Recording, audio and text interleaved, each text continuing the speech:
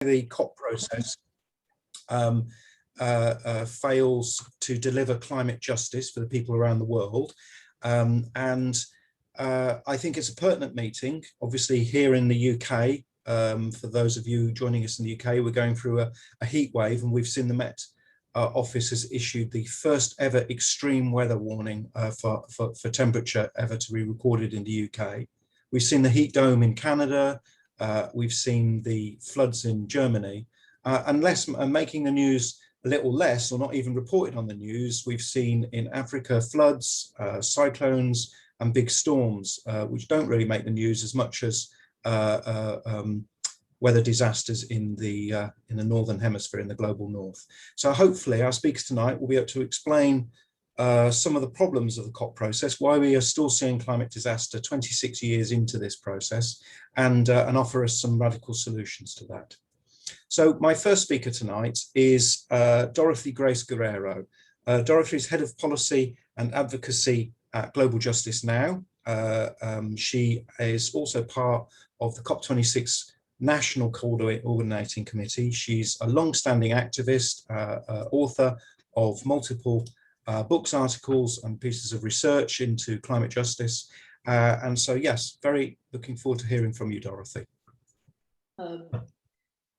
Thank you very much, Martin, and hello everybody. I'm really happy to be part of this discussion, and also seeing some old friends who had been comrades and partners in struggles in many previous COPs. So I think what is important to be reminded of is that although for many people this might be their first conference of parties, and maybe for many as well, they are not aware of what happened in the previous conference of parties. But it's very telling indeed, Martin, that after 26 conference of parties, we're just hitting all the tipping points, and all the studies, especially the next intergovernment panel on climate change report, are really quite terrifying to consider.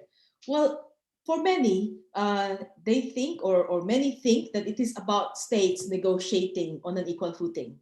And in reality, however, it is little more than a negotiation between a handful of former colonial powers trying to continue their dominance while dodging their historic disproportionate share of responsibilities for global warming. On the other side, you have formerly colonized nations that are trying to resist resubordination. They are more successful when there are progressive governments or blocs leading in forging unity amongst them. So let us be clear, in crude terms, for many years, the climate politics of the COPs has been and continues to be about who lives and dies. So I remember my first COP in 2008 in Poznan, when I think the agreement then, or many of those who attended recognized, I'm talking about the governments, talk about the 2 degrees centigrade, while many of those in the small island state were saying 2 degrees centigrade is death for us. We need at least 1 degree centigrade. And then many years after, in the Paris Agreement, it was enshrined in the agreement that at least 1.5 as aspirational goal, and not limit, not reach the 2 degrees centigrade. But look where we are now. We've reached 1.2 degrees centigrade. So that means that there is much that needs to see beyond the conference of parties, because in fact, and I will emphasize this, it's about the global political economy.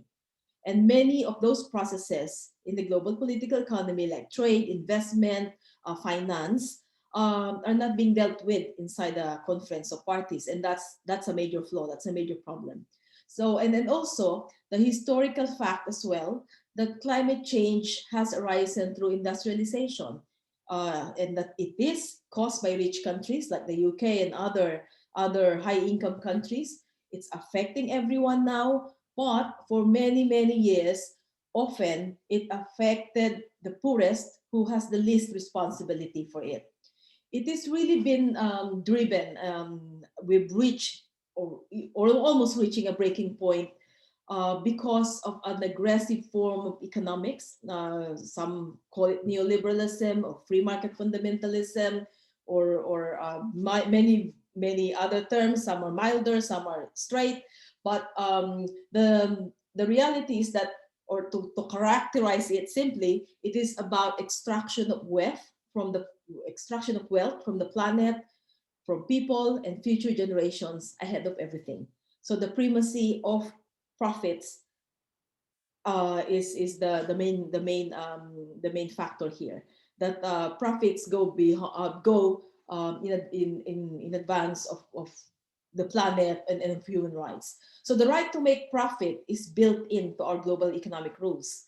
It's the same system that created massive monopolies and unprecedented levels of inequality, and all those that we deem unacceptable. Patriarchy, exploitation, gross poverty for many in the global south.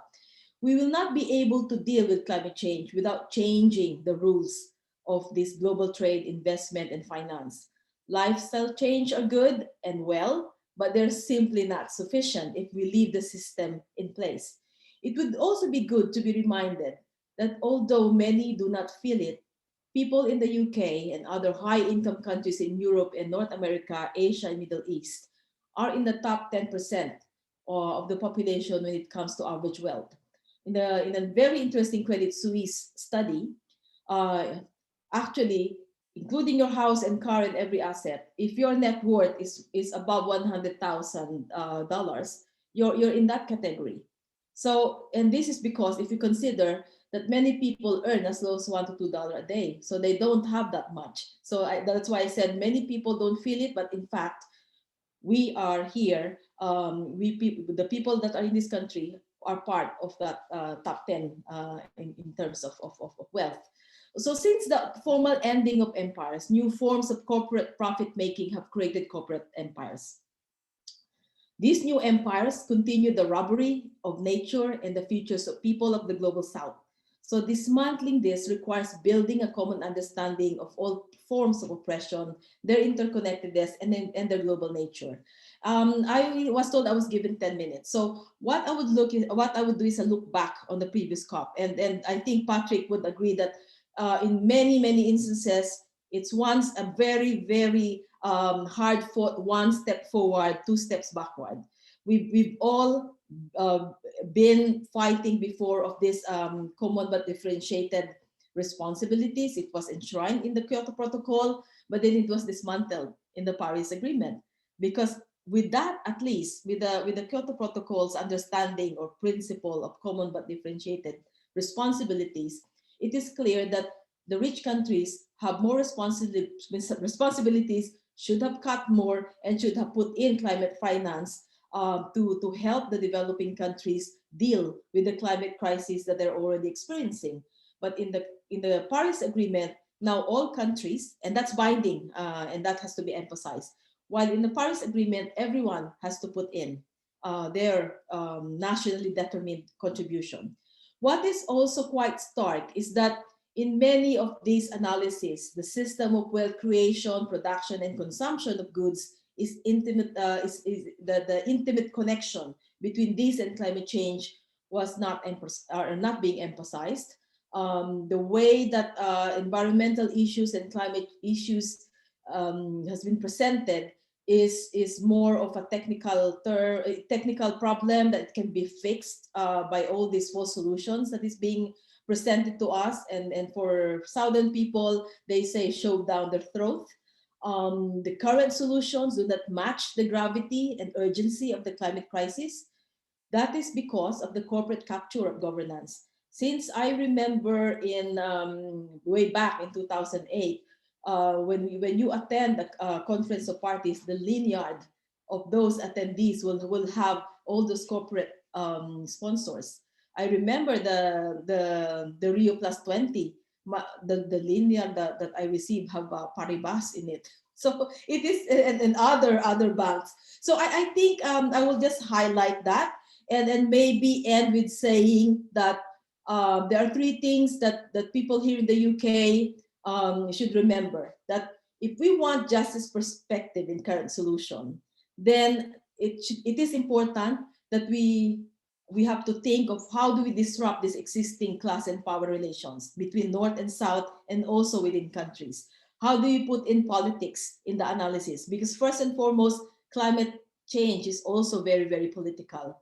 And that it could not be, that's why I said it could not be stopped by the magic of technologies. So several points stand out here. First, the UK is not a global leader in addressing climate change. It is actually the world's 5th worst greenhouse gas emitter. It is trying to hide its responsibilities. It is hiding behind and selling net zero and using its influence as a host country to make net zero the benchmark, which is groundless. Second, we must recognize the limits of lobbying as a strategy and build a strong, committed, and long-lasting movements that more directly confront the system supported by unequal free trade treaties, extractivist investments, profiteering false climate solution schemes. And lastly, we must achieve cancellation of Global South's foreign debts. For many Southern countries, this is what they mean by reparation, because you could not correct the long history of wrongs without addressing the issue of climate change, of debts. Unfortunately, the argument of climate debt disappeared after 2014. Before, it was put in the agenda, but then somehow, because of the arguments against it by Annex 1 or the rich countries, it is not being discussed anymore. But we have to put that in the debate, because climate debt and reparation is the way to correct the long history of wrongs in that North-South relation. So thank you very much. Sorry if I think I passed the 10 minutes, and I'm looking forward to this discussion after.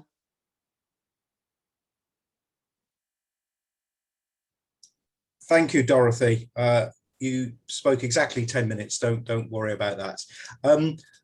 Thank you, Dorothy. As you were speaking, you reminded me that this week is actually exactly the 20th anniversary of the huge protest that I know many of the people on this call were involved in, that took place in Genoa against the G8. And many of the issues we were calling for then to drop the debt and so on remain massive in global injustices today. And we do need a movement again on the scale that is. And perhaps we should pause just a second to remember Carlo Giuliani, who did lose his life 20 years ago today at the hands of the Italian police on that first day of demonstration.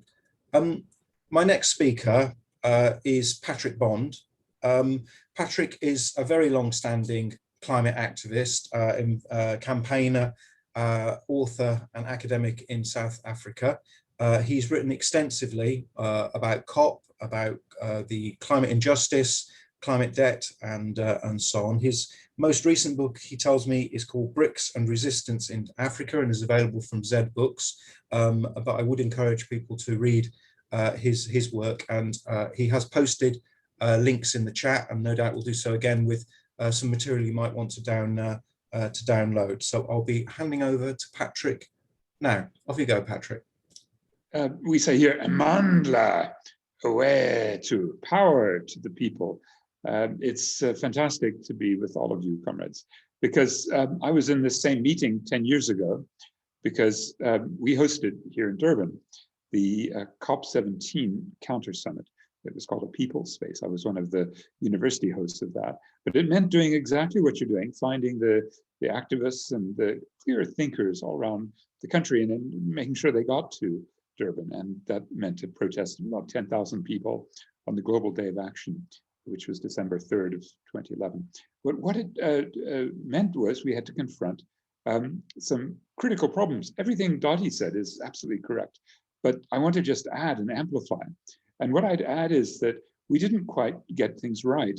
We had a good show of protesters, but frankly, we didn't have a fix it or nix it clarity, or a tree shaker, jam maker division of labor, by which I mean, if you know this critique of corporate globalization and multilateral institutions that support neoliberalism, capitalism, Dottie, can I also add imperialism and sub-imperialism, then what you are aware of is that back in the 90s even, certainly the WTO meeting in Seattle, the demands from our family were always fix it or nix it. And we made very strong demands to fix it. And we said, these are the problems with the multilaterals that are serving Western corporate and increasingly BRICS, Brazil, Russia, India, China, South Africa corporate interests, as the BRICS bought more and more into multilateralism. And in doing so, we made it very clear that we didn't see a role for a corporate multilateral arrangement. And that meant that when in 2011, our, let's say, division of labor between insider NGOs and trade unions and climate advocacy folk, let's call them climate action. That's their sort of phrase, right? Climate action. And that comes from traditions that are partly in ecological modernization and just some, ordinary ways in which you fix the externalities, the market problems with the kinds of, let's say, market fixes. I'll conclude with the carbon trading, or as Dottie said, these other technological false solutions. And in doing so, in putting that agenda forward, they wanted to erase our climate justice agenda. So I'm so delighted just to start by reminding you that the youth are very clear on this when they look at the elites, and they have a fairly clear statement. At least certainly Greta Thunberg and Fridays for Future have said very openly, as let me quote Greta from the World Economic Forum this year, that the elites are creating new loopholes, failing to connect the dots, building so-called net zero pledges on the cheating tactics that got us into this mess in the first place. I think that's absolutely correct. And it contrasts so starkly with the traditions of the climate justice movement. Some of those start, I see in the room is a comrade from Quito, Ecuador, from Acción Ecológica, Ivonne Llanes, and many of these actually are emanating from the Andes. And you'll remember that in Cochabamba, Bolivia in 2010, there was a great movement. 35,000 people got together to make the statements of what climate justice would be like, a 50% reduction in greenhouse gases in the 2010s, getting to the 1 degree, not the 1.5, much less 2. Acknowledging the climate debt, the estimates send 6% of GDP, it's going to be higher now. The Declaration of Mother Earth Rights and an International Court of Climate Justice. The opposition to carbon trading and to REDD, which was then threatening in that area, the reducing emissions through deforestation and forest degradation, the clean development mechanism, all of the gimmicks to privatize the air and sell the right to pollute, the promotion of changes in consumption patterns in the north, the end of intellectual property rights for climate technology. And we're certainly adding to those. And I think by 2015, if you put the list of what the movements were demanding together and you ask whether the COP delivered, you get a very, very quick reaction, which is eyes glaze over, by which I mean global emissions reductions that are fairly distributed and ambitious enough. Accountability mechanisms and penalties. If you, Donald Trump, you walk out of the COP process, well, we should have sanctions. We should have a border adjustment tax or some sort of hit to countries that aren't behaving. That's not in Paris. An appropriate kind of carbon taxation, and to dispense with the failed carbon trading. I'll come back to that to end. Also to respect, just as Dottie was pushing very hard, polluter pay responsibilities. It's not so radical to say, if you make a mess, you pay to clean it up. That's, again, a neoliberal economic principle, polluter pays. And yet that climate debt, that reparations demand was evacuated in Paris. You're not even allowed to say it if you sign the Paris Climate Agreement. You've already signed away the liabilities of the North as part of the Paris Agreement. A just transition based on labor's demands. Climate-friendly technology without intellectual property. This is so critical today because of the vaccine apartheid, especially because the Brits are amongst the most corporate-oriented in the WTO, refusing to get a waiver on the vaccines for COVID-19. So we really push that also in the climate terrain as well. Incorporating the military, the maritime, the air transport sectors, again, the COP25 didn't do any of that, to compel fossil fuel companies to stop drilling for new oil and gas and coal, and to revalue the unburnable carbon as stranded assets. So those are some of the, let me call them 8 fatal flaws that the Paris Agreement simply failed to do. As James Hansen, the probably best known of the climate scientists, put it very scientifically in one word, the Paris Agreement is bullshit, right? So that's something that distinguishes what they inside want to do, which is to revalorize and relegitimize Paris, from what we do on the outside, which is basically, as Greta does, to delegitimize. That's where this tree shaking outside and the maybe jam making inside has to have some sort of coherence. We failed to do that in Durban. The only place I can think of actually where this was a successful strategy of radicals outside firming up the spine of negotiators inside was in 2001, as I said, when AIDS medicines were lifted from intellectual property restrictions, and now they are available in this city where I am, Durban, in South Africa, the highest number of HIV positive people in the world.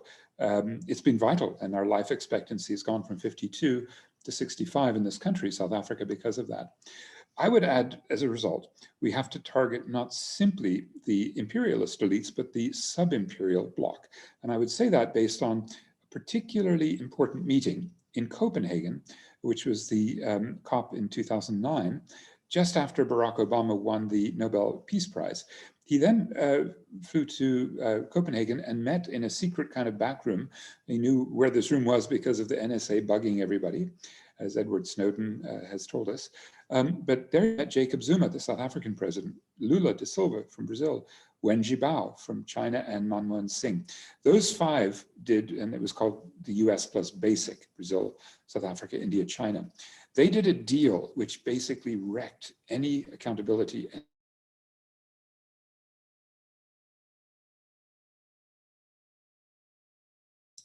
Patrick, I think we've lost your connection. It's just what. Patrick, do you want to try?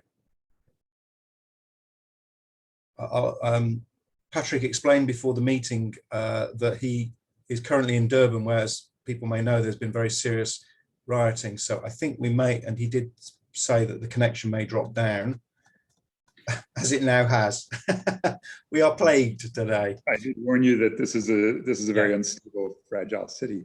I was just saying to end, the two or three people that I just point you to if you're looking for real clarity on why the COP needs to be delegitimized. One would be Lumumba Diaping, who was the ambassador from Sudan to the UN, and he's still an incredibly important voice in global justice. He works on an international rights of future generations working group. I'll just quote a couple of sentences because he was representing the G77 plus China, and he said that this Copenhagen Accord, this is in 2009 when he was the man standing up. I mean, we've had that before with Pablo Salon in Cancun. We've had it with Yeb Sanyo from the Philippines, in Warsaw. We've had some heroic people from the South standing up. But he said, we have been asked to sign a suicide pact. The Copenhagen Accord is worse than no deal. I'd rather die with my dignity than sign a deal that channel my people into a furnace. What is Barack Obama going to tell his daughters?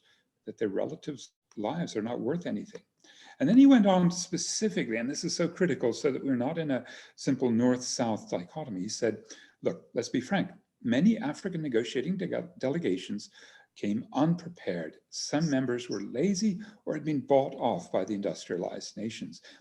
And then he singles out South Africa, that some members of the South African delegation had actively sought to disrupt the unity of the bloc. I'll just finish with that, and maybe just one last point, which is that by the time this conference happens in November, I think that the hype about market pricing, particularly with the EU emissions trading scheme, which has gone up in the 50 euro per ton of carbon range. It had languished as low as 3 euros a ton a few years ago. And I think that the bubbles that we're seeing in all the world's financial systems will put paid to any notion that we can solve these market problems with market solutions, especially carbon. Now, in the City of London, you've got some of the world-class hucksters who've been pushing this argument for 20, 25 years. In the US, they, particularly around John Kerry, around a guy who pushed carbon trading very hard and denied the climate debt. And you've frozen again, Patrick. Okay, Patrick, I think you probably reached very close to the end of your remarks there anyway. So, and we will bring you back at the end, hopefully if you can reconnect. Okay, I'm now going to ask our next speaker, who is a long-standing activist, has worked very closely, I've worked very closely with over the years, and numerous protests from Prague and Genoa to Climate Camp and so on.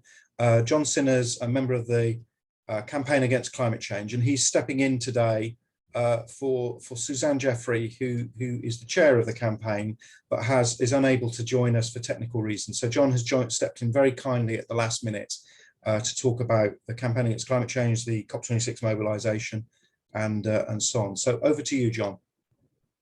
Okay, yeah, thank you, Martin, and also thank you for mentioning the anniversary of the G8 in Genoa in 2001. And for us, today is a very poignant day, because we were all reflecting 20 years ago at this time, all the rumors of what had happened at Piazza Alimonda in Genoa, and what an enormous mobilization and high point of the post-Seattle movement it was. I mean, we had on the streets on the days leading up to and afterwards, 300,000 to 400,000 people in Genoa, converging from Italy and from all over Europe and from all over the world.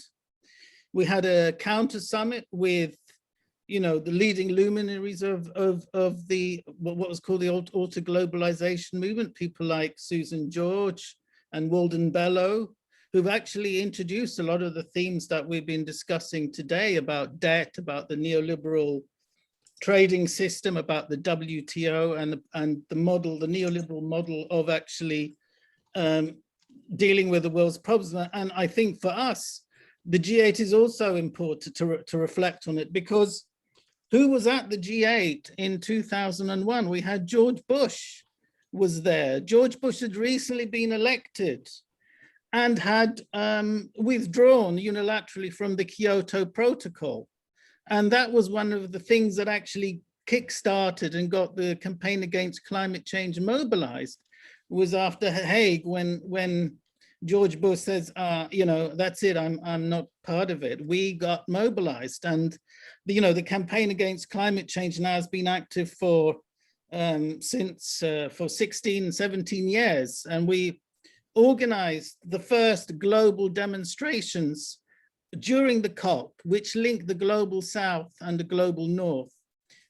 We've got those fantastic images of, people in Sydney, people in Dhaka in Bangladesh, people in Cochabamba in Bolivia, people in Quebec, in Montreal, Quebec, all marching and all saying that the COP is not delivering and that we're facing an emergency, and that if nothing is done, we're going to be in a very desperate situation. We were marching then, and we will be marching again, I think, wherever we are, whether we're in London, whether we're in Glasgow, whether we're in Manchester. The Campaign Against Climate Change has been actively involved in the COP26 Coalition and in the hub meetings that have been taking place up and down the country. I recently attended one for London. We had a very large mobilization for the London COP26 meeting.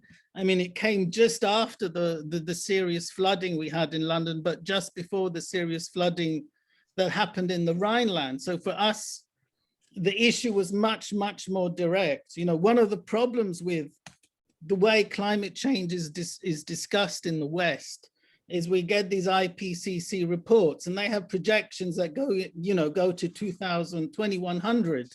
Now, the problem with climate change is not 2100 we need to be worried about. We need to be worried about what's happening now to the climate now as a result of emissions that have taken place already and which are having really serious consequences, as we have seen in the Rhineland, the horrific pictures.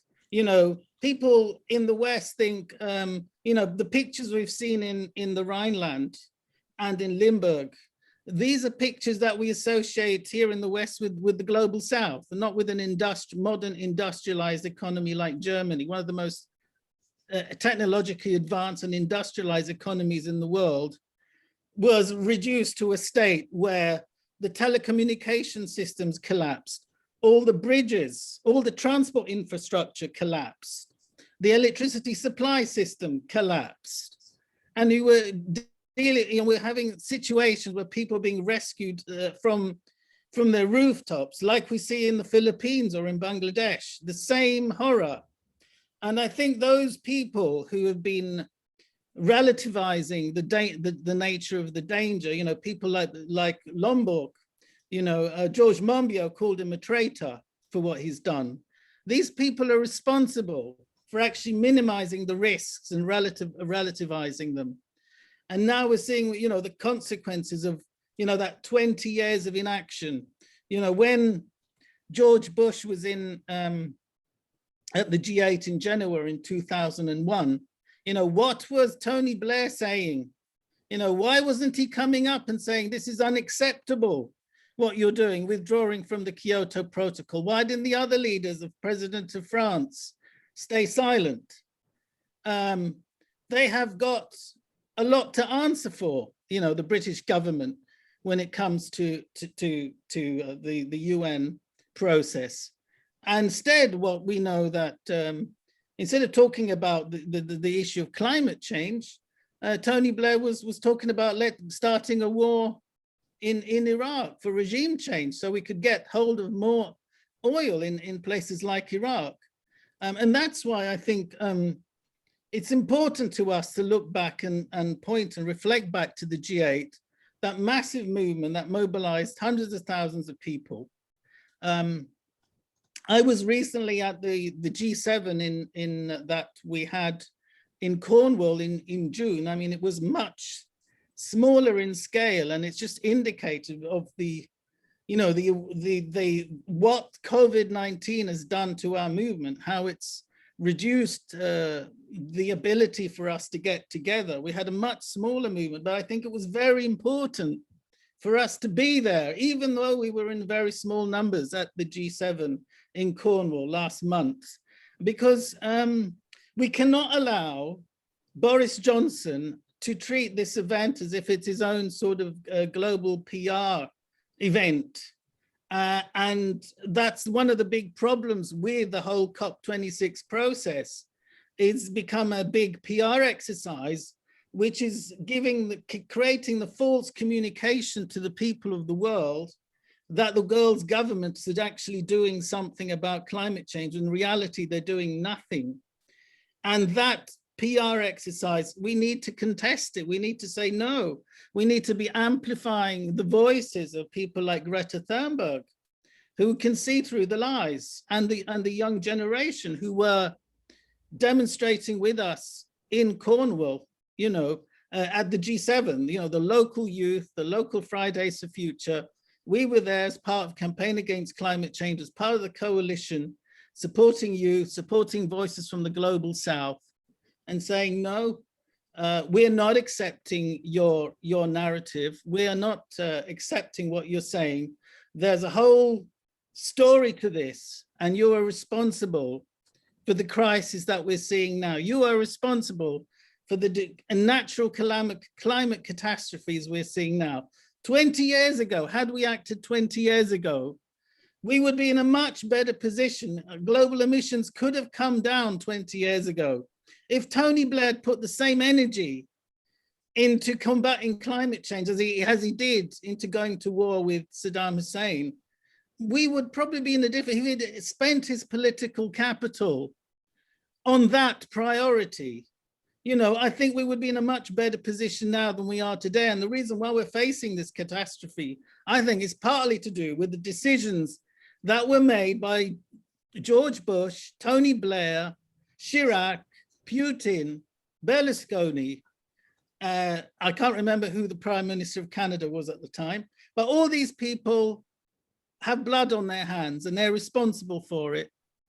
And yes, I think, yes, we can blame China, we can blame India, but the thing is, here in the UK, this is the excuse that we get told. What about China? What about India? If we cut our emissions, China is still going to increase. And I think we have to say, we have a special responsibility here in the UK. If we look at the historic emissions, historic per capita emissions, Britain has been an emitter of fossil fuels since the start of the Industrial Revolution, since the 1820s, we've been burning coal. And that's what's created, you know, the 5th largest economy in the world. Our historic emissions are the highest in the world. Number one, Britain's per capita emissions, historic emissions, are much greater than anyone else in the world. And that's what's not told when we, you know, when they have this good news story about the UK and the fact that we've phased out coal. Okay, we phased out coal, but we're burning a lot more gas than we've ever done before. We're one of the largest, you know, consumers of gas for power generation in the world. And so this is what's happened. In Germany, I was being involved in the mobilization there called Ende Gelände. And it was a fantastic mobilization. We had mass action. We went onto the lignite mines of the Rhineland, and we'd occupied and shut down those mines. And that was a fantastic event because it involved thousands of people in action in occupying the mines, in occupying the diggers. And that movement has spread to other countries, creating other climate action activist groups. And that's all very good. But now what's happened is that in Germany, they're talking now, because of the action of the movement, the pressure of the movement, they're saying, yeah, we're going to phase out brown coal, but they're saying that we're not going to do it in 10 years. We're going to do it by 2040. I mean, the problem is that nature doesn't negotiate with us. It doesn't negotiate.